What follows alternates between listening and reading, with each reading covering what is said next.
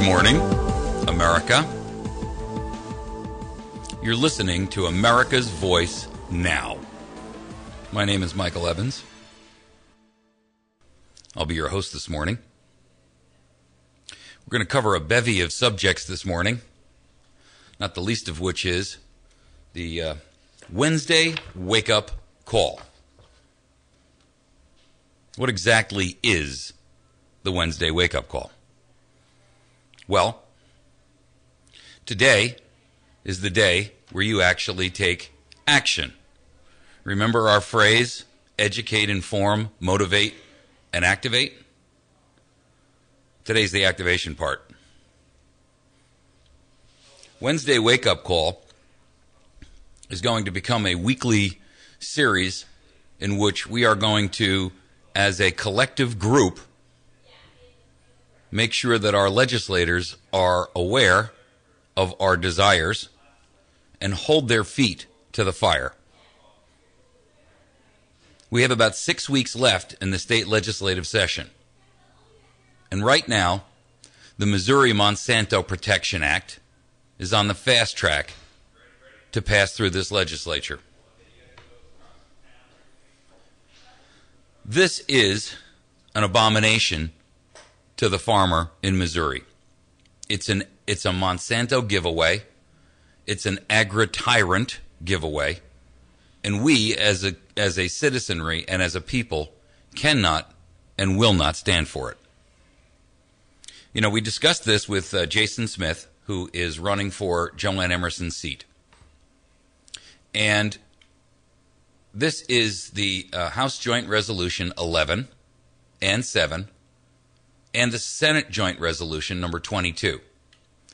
These are the same exact legislative pieces that propose a constitutional amendment to the Missouri Constitution that will forever protect agricultural technology and modern and traditional farming practices in Missouri. Why would you be against that, you ask? Well, I have to tell you why. There are no definitions that are provided in the language of the bill, and that should be your first clue. Anytime government passes legislation and there are no definitions, that leaves it wide open to interpretation by, one, politicians, and two, the courts.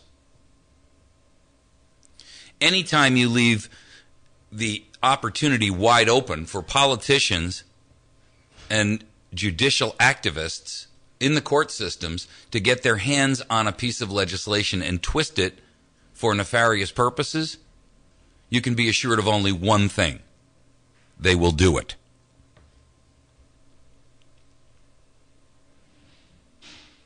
Now, when you talk about agricultural technology, let's understand exactly what we are talking about. That, ladies and gentlemen, is the biotech industry. And the biotech industry includes all genetically modified plants and animals, genetically engineered. And here's the problem. Once we go here, we can never go back. You can't unwind this because you have permanently edited, permanently modified evolution. This is playing God on a grand scale. And it's playing God in a way that cannot be rescinded. Once you have gene-spliced products, once you have gene-spliced plants, once you have gene-spliced animals, evolution takes its natural course. The results are uncontrollable. And I guarantee you, we will end up with unintended consequences. That's not me saying that. This is biotechnology engineers and genetic engineers. Remember, once this is accomplished, there is no return.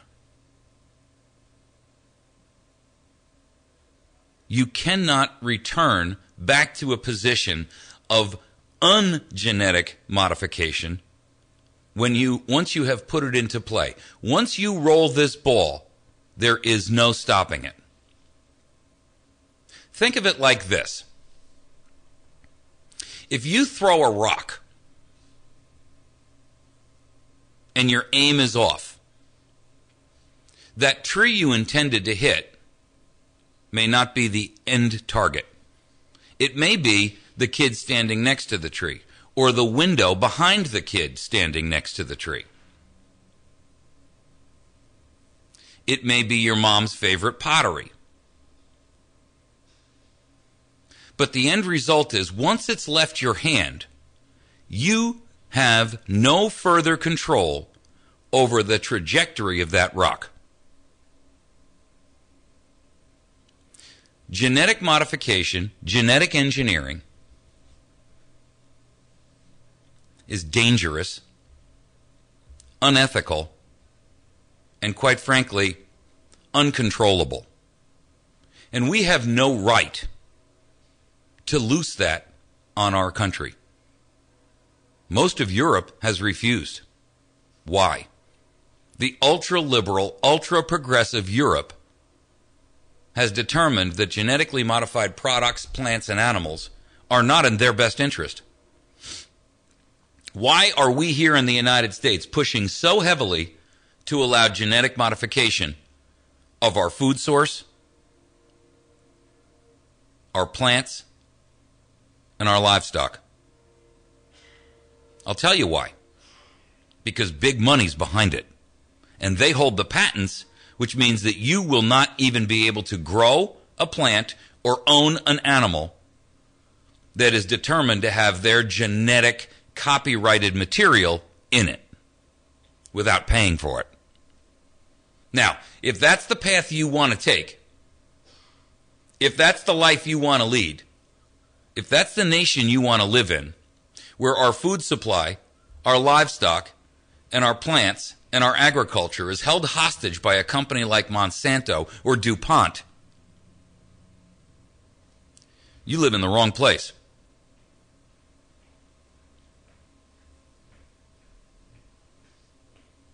The text of this bill is dangerous. This thing has already passed the House, and it's now in the hands of the Senate.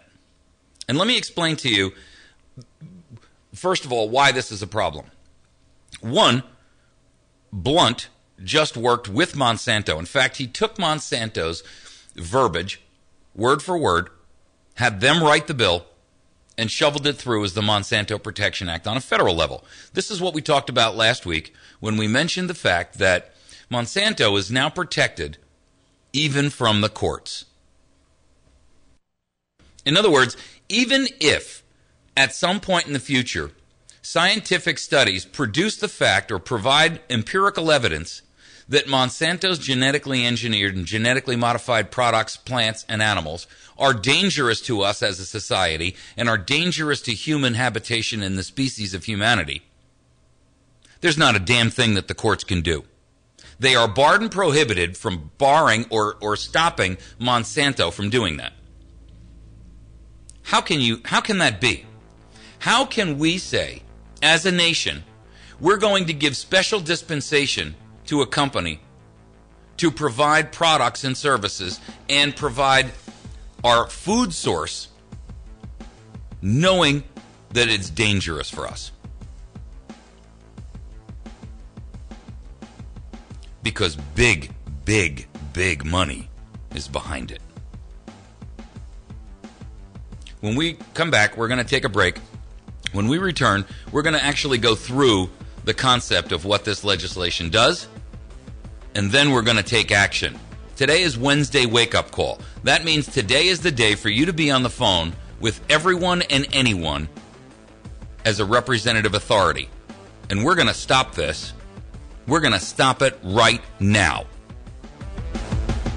The area's best selection of firearms, ammunition, and accessories can only be found at West Plains Pawn and Jewelry, your Class 3 dealer for automatic weapons and suppressors, including Gemtech and Huntertown, with a great selection of holsters, slings, magazines, and gun storage options. West Plains Pawn and Jewelry will also do special orders. With new arrivals every week, the area's best selection of firearms, ammunition, and accessories can only be found at West Plains Pawn and Jewelry, 1713 West U.S. Highway 160, or shop online at westplainspawn.com. Heaven knows how to fix a proper price on something as celestial as freedom. That's Thomas Paine from The American Crisis. But the words before that are, these are the times that try men's souls. I believe the Republic is what the Republic is today because you're still standing. But we have a long way to go, and there's more tough times ahead. But freedom is worth it. This is the Glenn Beck Program. Weekdays from 2 to 5, it's Glenn Beck on the Ozarks' Best News Talk 107.1.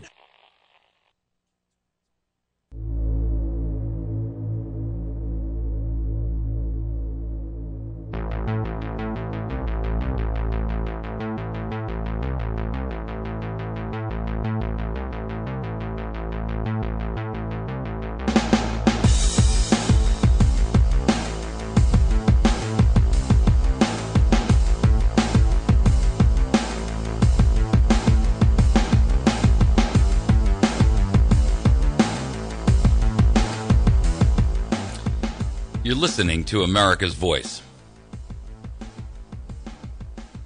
Why do we care about this constitutional amendment? Well, today we're going to be fully informed because that's the premise behind this entire show, to educate and inform. And here's the problem. The Constitution is about to be amended, or at least this is going to be put on the ballot. And here's what the constitutional amendment says. The right of Missouri citizens to employ modern farming and ranching practices and equipment shall not be infringed. How innocuous does that sound? Well, who wouldn't argue, or who wouldn't want that, you ask? Well, when you look into the concept of what they're trying to accomplish here, you're going to get the grasp of this issue. The real true purpose behind this is when you state that you can employ modern farming and ranching practices and equipment. What that talks about is genetic engineering and biotechnology. Now, when I had Jason Smith on our show for an interview as he's running for the replacement seat of Joanne Emerson, I think it was a week or two ago, I specifically asked him about this in the last segment of the show.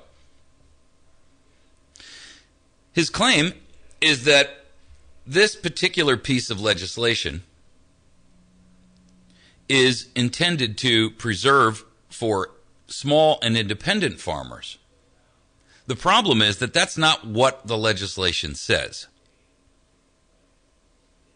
Now, he's been offered alternative verbiage by a number of groups.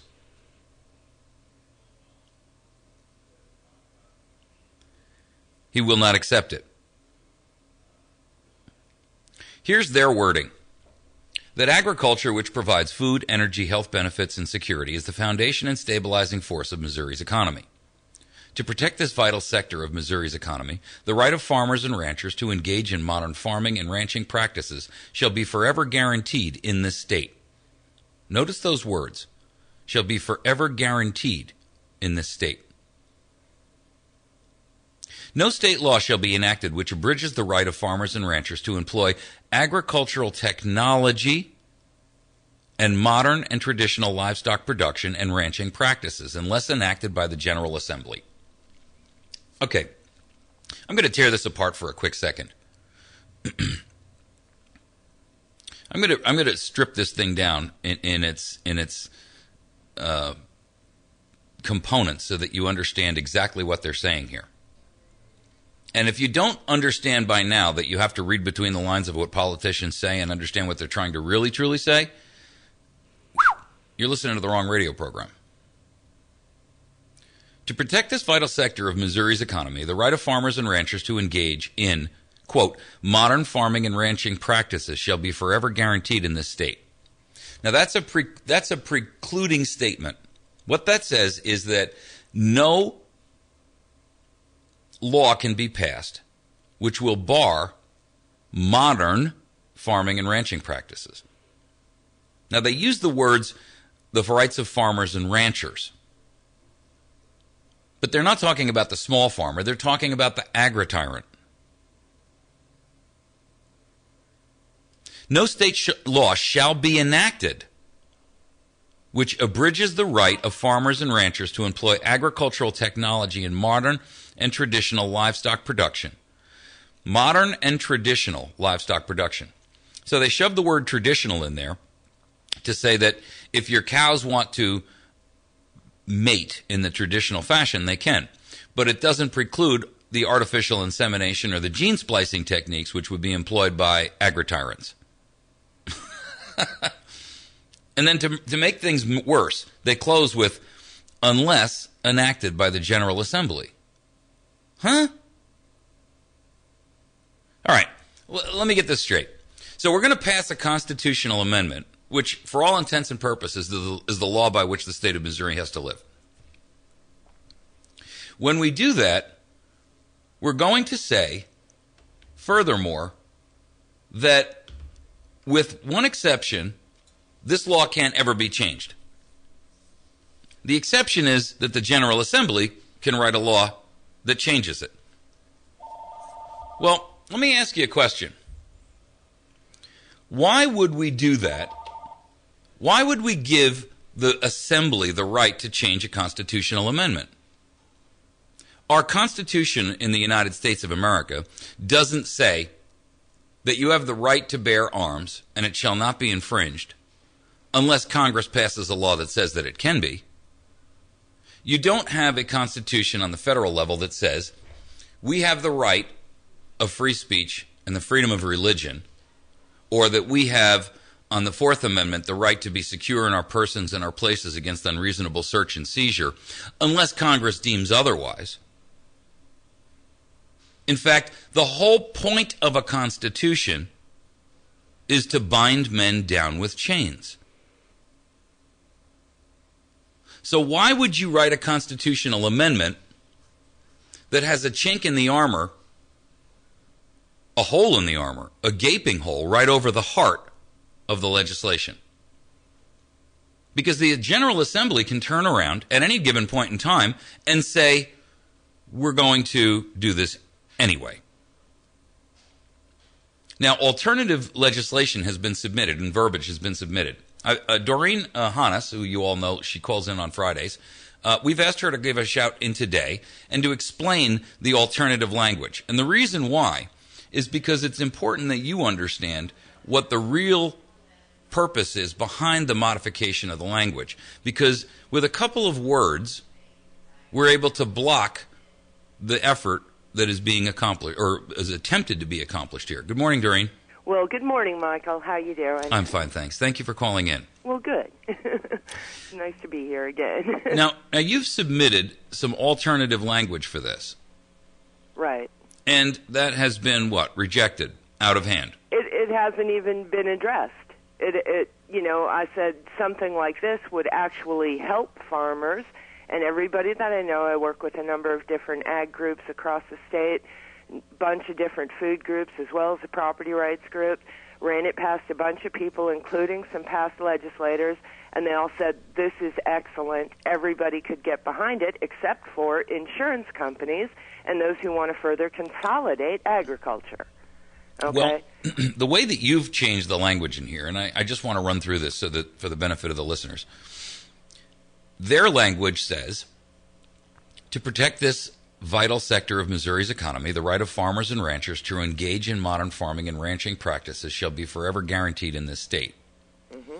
Your language says, to protect this vital sector of Missouri's economy, the right of farmers and ranchers to engage, quote, in direct trade with consumers, and you strike the words modern farming and ranching practices. Mm-hmm. So yours reads, to protect this vital sector of Missouri's economy, the right of farmers and ranchers to engage in direct trade with consumers shall be forever guaranteed in this state. Right. Now, what essentially you're doing by that is striking out the ability for them to introduce genetically modified or genetic biotechnology. Actually, not really. What you're striking out is the capacity for them to control access to food of one's choice, to further constrain the agricultural sector and the consumer sector by not allowing them to have a choice in what they eat. Well, and in order for people to understand exactly what you mean by that phrase, they have to hear the last sentence. Okay. The submitted legislation, the way it reads now, says, no state law shall be enacted which abridges the right of farmers and ranchers to employ agricultural technology and modern and traditional livestock production and ranching practices unless enacted by General Assembly. And yours reads, no law shall be enacted which abridges the right of farmers and ranchers to employ agricultural, and you've struck the words technology and modern livestock production and ranching, practices that secure independent family farms' ability to save seed, preserve livestock bloodlines, and impede their access to market. Right. And that says it all. Yep. Because what essentially is happening is the agri-tyrants are for all intents and purposes, locking down the marketplace where you are barred and prohibited from, one, saving your own seed, two, developing your own crop or developing multi-year crops with that seed. They're forcing you to interject livestock bloodlines which are genetically modified and engineered. And by that, they impede your access to market because you have to pay royalties to them for everything that has their patented genetic material inside of it. Right. And not only that, with all of these strictures that are put upon food production now through like the Food Safety Modernization Act and all of the constraints from farmers being able to actually sell their product directly to people, they have a stranglehold on farmers' ability to profit from their labor and stay on their land and maintain this. It's an essential segment of humanity. We have got to have the right to eat, and we have to have the right to eat what we want to eat instead of the, toxic swill that's being forced down our throats through the consolidation, centralization, and control that is inherent in our food system now, Mike.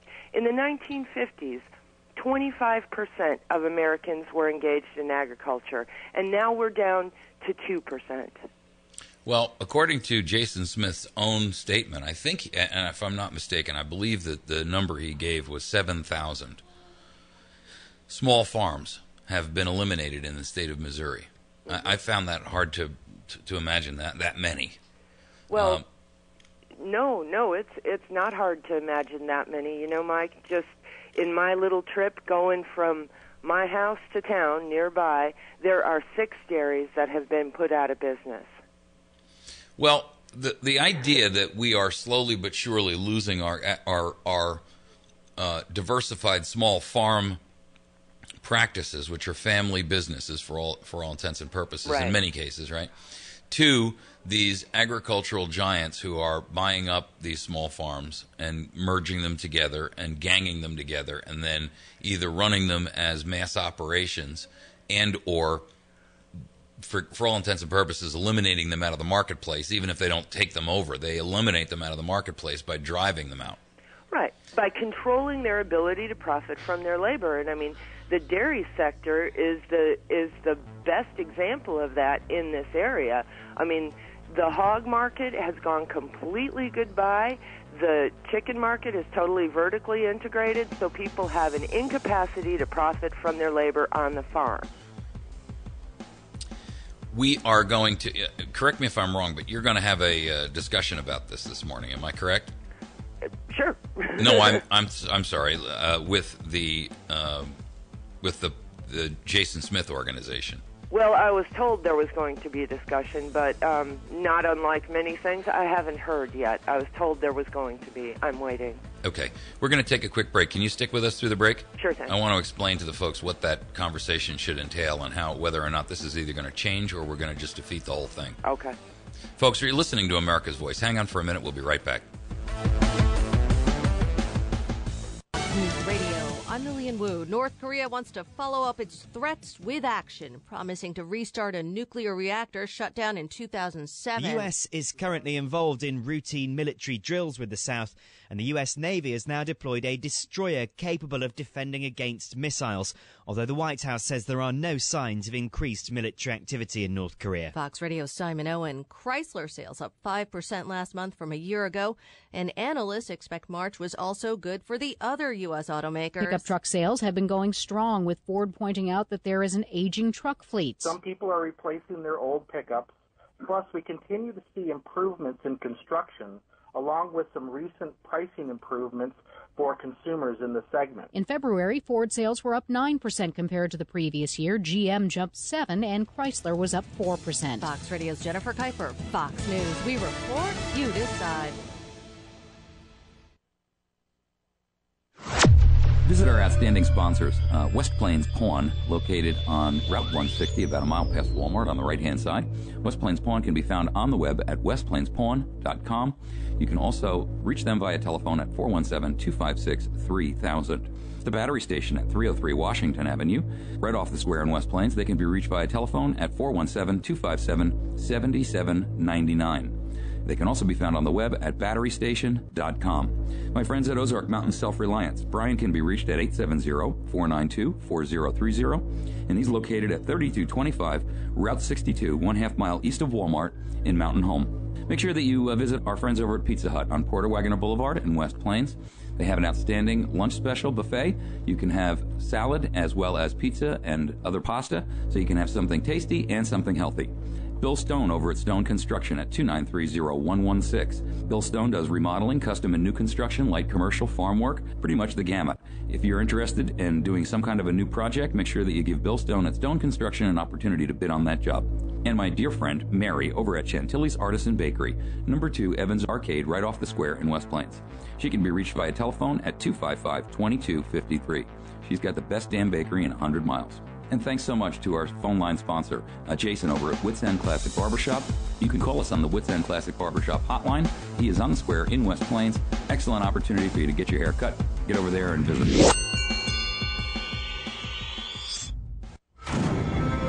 Hi, it's Hugh Hewitt on the next Hugh Hewitt Show. Joe Kernan of CNBC Squawk Box joins me to talk about how long and how far this rally can go and whether or not Apple's ever going to get back on board, though they had a wonderful day on Friday. And I'll be joined by Congressman Tom Cotton, around whom considerable swirl continues to spin, because he might be running for the United States Senate. Sundays from 6 till 7, following Money Talk with Bob Brinker, it's the Weekend Journal with Hugh Hewitt on the Ozarks Best News Talk 107.1. Weather is a service of News Talk 107.1 The Point. Contact Josh or Cody at 255-2548 for more information on making weather sponsorships part of your marketing plans.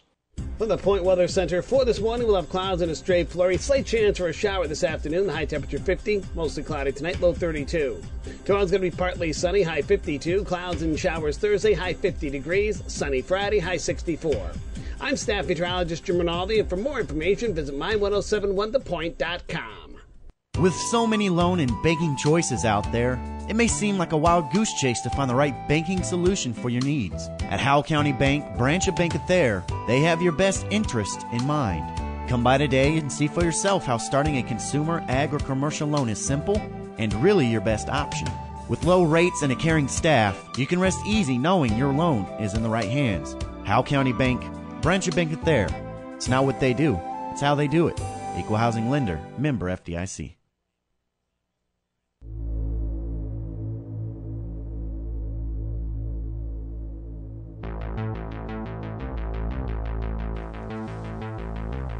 All right, we're back. We are speaking this morning with. We are speaking this morning in reference to this bill, which is making its way through the legislature to add a constitutional amendment to our state constitution. And we are joined this morning by Doreen Hannes. She is the purveyor of truthfarmer.com. And we also have a guest on the line who wants to have a quick discussion on this. You open to that? I'm Doreen? open to that. Hang on a second. Go ahead, Duncan. Are you there? I am here. Good morning, team. And, you know, small farms are sad to say, they're on their way out. And it is from people who have money can pay our legislatures and pay into campaigns and get payback in legislation just like this. Mm-hmm. And where most people don't get it, it's bribery, by the way, if you want the actual term. But go ahead. Okay, we're losing out size and efficiency to bigger farms. Hey, I totally get that. I don't like a lot of the practices they use. But when it comes down to cost, they're getting the job done, so they're going to win in a capitalistic way of doing business. Where people don't get it is these small farm families are raising the next generation.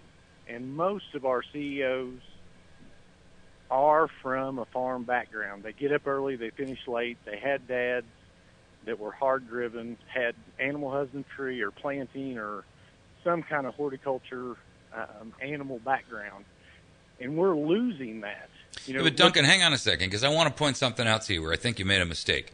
You said that we're losing farms, but and that because the giants in the industry, money groups have the wherewithal to be able to beach out on price and so forth. You have to recognize something. They're doing that because they are providing a product which is inferior and dangerous. Right. And there's a big difference there. When you're talking about, that's not saying because we're smarter, better, and faster. That's like saying, well, we're better because we're devious, and we're better because we're forcing the competition out by making them license a technology from us that they can't afford to license. So basically, we force them out of the marketplace by attrition. That's a whole different mantra. That's the same as a monopoly system where the government says there is only one company that can put in telephone poles in your town. And there's only one company that can offer telephone service. That's a monopoly, and it's government created. What this bill does is it gives Monsanto and AgriGiants a monopoly on the ownership, and I don't know how you can patent life. But that's essentially what they're doing, is they're allowing life to be patented. And that is an unfair advantage in a business practice which is guaranteed to drive out the small farmer via attrition. Right. Financial attrition. Well, and I'm just one last point, and then I'm going to get off here. But in today's day and age, it's about marketing, and it takes money to do that. And I don't care if you've got the finest product under the sun. When you go into that marketplace, if it's not flashy and has the preacher hair, it's not going to compete. Now, currently, the funny thing and the interesting thing I find is most of our children are being taught that you do want to buy local. You do want to support that infrastructure of your local, buying your food within 100 miles. And that's what I find is so interesting is the farmers of today don't get it. They don't understand that. So when this generation that is coming up is expecting that 100-mile circle, and you've got your big corporations saying, you want what? Who? So I find it, if I wasn't right smack dab in the middle of the boulders, I would find it even more fascinating. So well, I better roll. All right, thank you. Duncan. Thank you.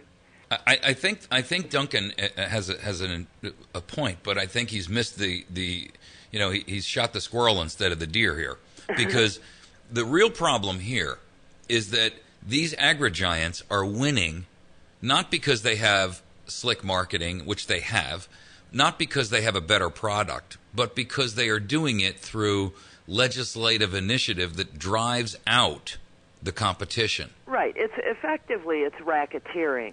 And it seems like a harsh term to put on this, but that's no, what it is. It is. It's not a harsh. It's not a harsh term, because the truth of the matter is, if you did this in the insurance business, you would go to prison for RICO violations. Right. If you did this in other industries, you would go to jail for RICO violations if you didn't have the government sponsoring and backing you. And see, here's the problem. I'm reminded of this milk board thing with Morningland Dairy, right? Mm-hmm. If you're just talking about reasons to protect the populace, that's one thing in using their example. However, what we have is not really, in Morningland's case, was not really a desire to protect the public. It was the desire to meet the agenda of a huge government sponsor and a huge sponsor to political campaigns. And their desire to drive out competitive businesses that don't assist them in their goals and their agenda. Control paradigm, that's what it's all about. It's not, Duncan brings up a good point with this 100-mile circle that, people are being fed. But when the USDA saw that there was a drive towards local food, the USDA created a program called Know Your Farmer, Know Your Food, so that they could then control that segment of society. And currently, Mike, according to USDA statistics, less than 1% of people regularly procure their food directly from the farmer. Less than 1%. We have absolute consolidation in agriculture. We have systems set up that, 1, support monoculture, 2, set price levels so that those who buy the seed and then deliver it to processing, or buy the raw product and deliver it for processing, control the entire marketplace. And people can only buy food from the grocery store instead of going out to a farm and buying, 10 or 15 pounds out of somebody's freezer of beef, so that they want to eat that beef. They don't want to eat the stuff with, 25 pages of not necessary to put on the label ingredients. But you can't do it because it's illegal unless the USDA has control of it. Right. Okay. And that's how they're destroying the meat industry, because the USDA says, well, in order for you to sell meat, you've got to meet all of these crazy criteria that the average beef producer cannot meet. Well, you have to use the USDA inspected slaughter facility. And the USDA inspectors have to be on duty in order for that slaughter facility to operate, and then you can get a stamp on your stuff. It doesn't mean it's any better. And then when you go to the grocery store and you're buying it through that anonymous food supply chain, the USDA's Food Safety Inspection Service has a 45-page document about allowable additives to meat, and literally half of those additives are not required to be labeled. Right. So they can inject it and, soak it in trisodium phosphate. They can put all sorts of things in there, and you never even know about it. And we wonder why people are ill. Sure. And it's a disclaimer document that basically is 45-page disclaimer that the giants have the right to do all of these different things to the product before you get it, and that they're not obligated to let you know that it's in there. Right. So people have a natural and a healthy desire to buy food from people who produce it and actually consume it themselves, and to eat food that is real food and not chemically altered. And the USDA has seen fit to co-opt that segment of society. And this is what this issue is about. And the USDA took a policy on in the 1950s from the OECD, which is an acronym organization, basically. It's a economic development adjunct to the UN, that the policy was get big or get out. Start burying farmers in debt, supporting monoculture, and not allowing diversified small family farms to be competitive. This issue of, we're less efficient is untrue. It's an unlevel playing field, and the system is designed to destroy not just family farms, but consumers' access to good, healthy food without their permission, okay? And it's a human right. It's a human right to be able to eat food that you want to eat. And our founders... And to know what's in it. Right. And our founders could never have envisioned the insanity that we are dealing with today in our food supply system. They could never have envisioned that, the USDA would think that they could effectively require me to have a birth certificate for my chicken and to track my animals throughout their entire lifespan to come back to me if they ever became ill. They could never have envisioned that, and I am positive that the people did not follow Washington at Valley Forge, starving, barefooted in the snow, so that the USDA could require a birth certificate for my goat. I fully agree with you. And the real problem here is that I'll tell you what really bothers me about this. This thing is on a fast track to pass the House. It's already passed the House. It's on a fast track now to pass the Senate. Yes. And yet we have a piece of legislation out there, which is the Firearms or Second Amendment Preservation Act, that's not getting traction or fast enough traction. We're going to take a quick break. When we return, we'll wrap this out. Okay. It's like boob tubophobia. That's when you're afraid of missing Judge Judy. Hey, the worst of all is commandophobia. Kim Commando Saturdays from noon till 3 and Monday through Friday with your digital minute at 7:22. The Ozarks Best News Talk 107.1 The Point. The area's best selection of firearms, ammunition, and accessories can only be found at West Plains Pawn and Jewelry. Online at westplainspawn.com. Top of the line new and used optics from Nikon, Leopold, Burris, Redfield, Zeiss, and Schmidt & Bender. Ask about their selection of binoculars, laser sights, and night vision goggles. With new arrivals every week, the area's best selection of firearms, ammunition, and accessories can only be found at West Plains Pawn and Jewelry, 1713 West US Highway 160, or shop online at westplainspawn.com. Out of 365 days a year, we celebrate holidays, anniversaries, and other important days. But there is one day you look forward to, your birthday. I wish you a happy birthday. Ryan's Steakhouse of West Plains is proud to bring you the Birthday Club weekday mornings with Cooper & Company. Our daily winner receives one buffet and a drink to Ryan's. Just call your birthdays in weekday mornings with Cooper & Company at 255-0427. Brought to you by Ryan's and the Ozarks Best News Talk. And happy birthday to you. Cha-cha-cha-cha. Having difficulty with your computer? Do you think it has a mind of its own? Well, don't be alarmed. This happens to everyone at some point in time. Worry no more. Computer Dave and Kyle can help you out with PC Geeks, a weekly show right here on 107.1 The Point. Tune in Thursdays at 1 o'clock to ask computer-related questions and listen to the web topic of the week.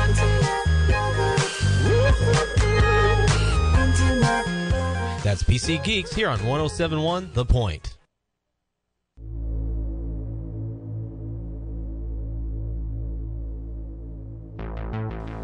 Okay. We are returning. Excuse me. We're returning. We are speaking this morning with Doreen Hannes. She is the purveyor of truthfarmer.com, which is a blog, as you know, that handles a lot of the agricultural issues. And we are talking this morning about the potential Missouri constitutional amendment to be submitted to the voters. And the concerns that we have, of course, with this are broad, deep, and wide. Mm-hmm. And the real issue here is that this thing is running through the legislative process as if on greased skids, to put it kindly. I would say that's a good phrase. Yes. Here's the problem as I see it. We have legitimate legislation in there that in the House and the Senate that actually makes good sense. And yet here we are living with this kind of trash that's being pumped through here like on greased skids when the Second Amendment Preservation Act, which actually nullifies the federal acts of or unconstitutional and extra-constitutional acts of Congress, can't seem to get traction. Right. And I got to wonder why. And I already know the answer to my own question. It's called money. It's called money, simply, pure and simple. That's the real driver here. Right, and it's next to impossible to get good legislation through the legislature, and it's very easy to get really bad, very detrimental legislation through. And you know, the thing that separates the two is the action of the citizens, because the citizens are the ones who ultimately are in charge here, Mike. And the only way to literally affect any level of government is for citizens to, one, be informed, and two, be active, and to actively engage in conversation with their representatives and to activate amongst themselves on issues. It's the only way to be effective, and we can't do it on the federal level, and we have to do it on the state level. If we can't do it, then I guess we just give up. Well, today I think what we want to try to accomplish is, one, education about what's going on here, and two, to make sure that Mike Cunningham, since this thing has already gone through the House, is now going to go to the Senate, and that Mike Cunningham is aware of what's going on here and participating in this, because if he's not willing, I mean, my understanding is that he's basically indicated he has some problems with this, but he's not ready to basically toss the thing under the bus. Right. And I think the role of our listenership at this point should be to make Mike's office aware of our desire as a collective group of citizens who are deeply concerned about this, that we expect him to do the right thing by us and either get this language modified or block the bill entirely. Yes. Because once it's on the ballot, it's a lot harder to. I mean, just listening to the language, this reads like the Obama kind of marketing scam, right? Oh, absolutely. I mean, it's very deceptive. To use language like they're using here, which makes this thing sound like it's the greatest thing since canned peas and sliced bread for the average farmer, is deceptive, and it's disingenuous to say the least. That the right of Missouri citizens to employ modern farming and ranching practices and equipment shall not be infringed. This is the same kind of diatribe that we hear when the children are used as a shield, right? Well, it's all for the children. It's all about the children. When really what that is a cover to pass legislation that really is not in anyone's best interest, but they need some kind of they need somebody to hold up as the poster child for it, and they use kids, or in this case, farmers. Right. And the other thing about this particular initiative here is that the whole sell, what they keep on harping on is that they want this to protect animal agriculture. Well, there isn't anything that expressly constrains this to animal agriculture in the verbiage at all. It's all about agricultural technology, modern and traditional farming and ranching practices. Now, those things are not defined. On the federal level, for agricultural technology, we do have definitions, and it's always genetically modified or biotech, which is, the goat spiders, the cow humans, the mice pigs, all of these things. Mm-hmm. Now, the issue is, if this is actually about animal agriculture, shouldn't it have simply said, Missouri will not honor ballot initiatives on animal agriculture control? Something to that effect. Sure. But that's not what it's about. This is about proliferation of patented life forms, and the only way that we could possibly stop the entire state of Missouri for becoming a dumping ground for genetically modified animals and from proliferating genetically modified patented life forms in the plant sector is by stopping this entire thing at this point. If they don't change the language to something that is truly good for agriculture, not agribusiness and agri-industry, but agriculture in the state of Missouri, we have to kill it, Mike. Right. Because with the economy the way that it is, which is horrific, farms and family farms are the only thing that really stand as a hedge between, store starvation and civility. We cannot be civil with each other if we do not have enough food to eat. And this is my drive for the direct trade issue, because they control the market sector, so they control the price that you can get for your product and the manner in which you can produce it and whom you may or may not sell it to. Mm-hmm. Okay? So that's all controlled, like at least 99% controlled.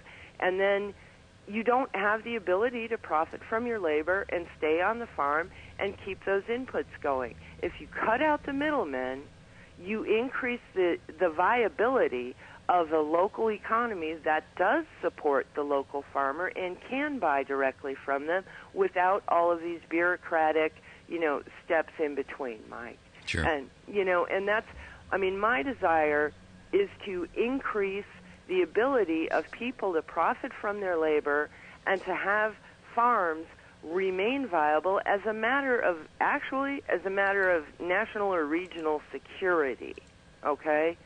We have to be able to eat, and we have to be able to get food that we want to eat, not just some kind of Soylent Green material, pink slime, white slime, what have you. Sure. We have to be able to, profit from our labor and to deal with each other. So they have not yet, Smith's office has not yet responded to my proposal, which there may be another proposal. I'm open to that. I'm not saying that I have everything down. They haven't responded to the consolidation and contraction in the marketplace. They haven't responded to the decimation of the number of small family farms.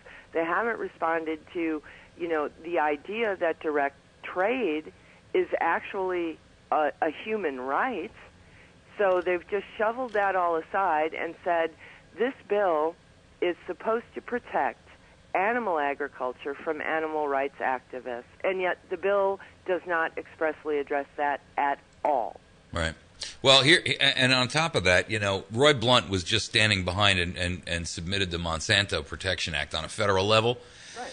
And I have another problem with the fact that he just put in $5,000 donation from the Rely on Your Beliefs campaign or political action committee into his into Jason Smith's campaign. Right.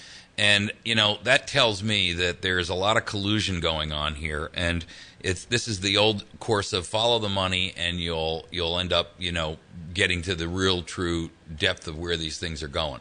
And if you look at the donors who contribute to Rely on Your Beliefs, which is Roy Blunt's personal PAC, if you will, right, his driving PAC. I mean, you're going to see some names in there that you don't like Goldman Sachs. I mean, the number one donor to the program. Abbott Laboratories, Altria Group. I mean, it's Amgen. There are a lot of companies that are involved in this thing that really are not in our best interest. Pfizer is another one, of course, and we know who Pfizer owns. Right. They own 85% of Monsanto. And Monsanto is also a donor. So Pfizer gave $10,000 and Monsanto gave $10,000, and of which they just gave $5,000 of that to Jason Smith for his campaign.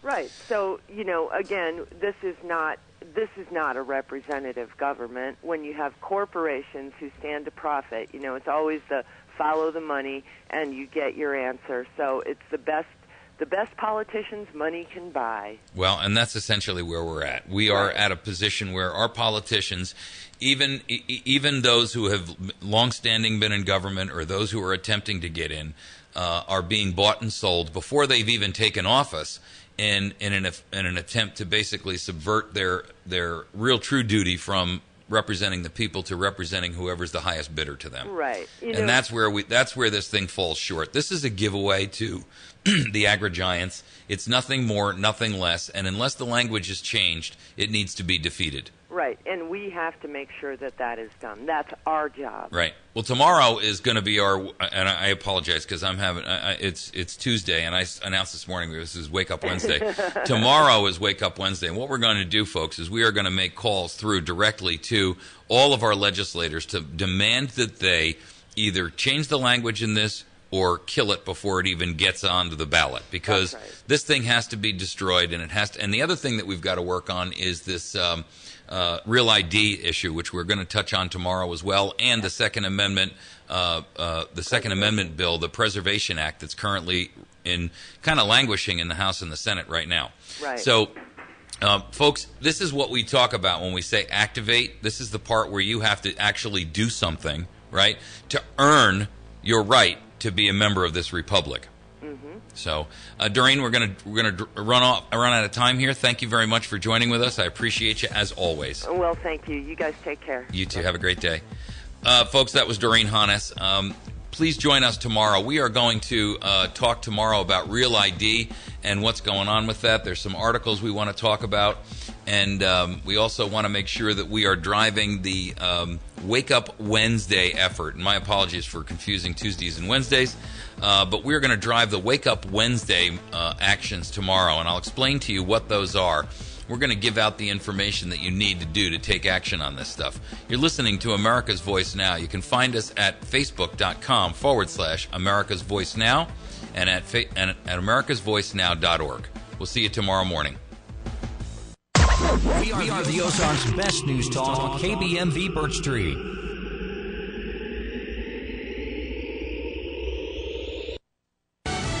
Fox News Radio.